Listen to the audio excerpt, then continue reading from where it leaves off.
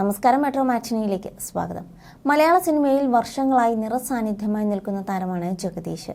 നായക വേഷങ്ങളിലൂടെ കോമഡിയും സഹനായക വേഷങ്ങളും നെഗറ്റീവ് കഥാപാത്രങ്ങളും സപ്പോർട്ടിംഗ് റോളുകളും അങ്ങനെ ഏതുതരം വേഷങ്ങളും അദ്ദേഹത്തിന്റെ കയ്യിൽ ഭദ്രമാണ്. അഭിനയത്തിന് പുറമെ നല്ലൊരു എഴുത്തുകാരനും കൂടിയാണ് ജഗദീഷ്. കോമഡി ട്രാക്ക് മാറ്റി ഇടയ്ക്കിടെ സീരിയസ് വേഷങ്ങളിലും താരമെത്താറുണ്ട്. ഇപ്പോഴിതാ തന്റെ കരിയറിന്റെ മറ്റൊരു ഘട്ടത്തിൽ ഗൗരവമുള്ള വേഷങ്ങൾ ചെയ്തും കയ്യടി നേടുകയാണ് താരം. ഇത് ജഗദീഷിന്റെ പുതിയൊരു വേർഷനാണെന്നാണ് ആരാധകർ പറയുന്നത്. ജഗദീഷ് 2.0യുടെ കാലമാണ്. ഓൺ സ്ക്രീനിൽ ഒരുപാട് ചിരിപ്പിച്ചിട്ടുണ്ട് ജഗദീഷ്. എന്നാൽ ഓഫ് സ്ക്രീനിൽ ജഗദീഷ് കളി മാത്രമല്ല, കാര്യവുമുള്ള ആളാണ്. അധ്യാപകന്റെ കൃത്യതയും വ്യക്തതയും ജീവിതത്തിൽ പുലർത്തുന്നുണ്ട് നടൻ.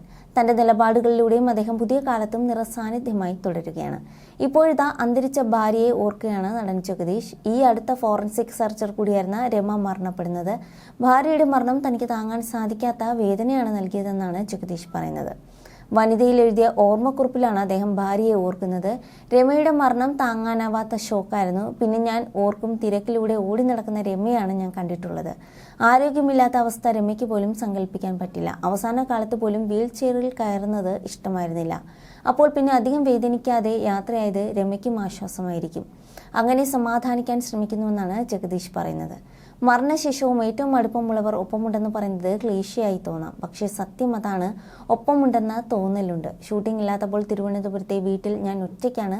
സഹായത്തിനായി വരുന്നവർ 7 മണിയാകുമ്പോൾ പോകും. വെറുതെ ഇരുന്ന് പഴയ ഓർമ്മകളിലേക്ക് പോകണ്ടല്ലോ, അതുകൊണ്ട് തന്നെ കൂടുതൽ ആലോചിച്ച് കൂട്ടാറില്ല. നേരത്തെ ഭക്ഷണം കഴിച്ച് ഞാൻ കിടക്കുമെന്നാണ് ജഗദീഷ് പറയുന്നതും. You're watching me on metromatney.com. on metromatney.com. metromatney.com. Subscribe for more videos. Subscribe for more videos. Subscribe here for more videos. Subscribe now. Thank you.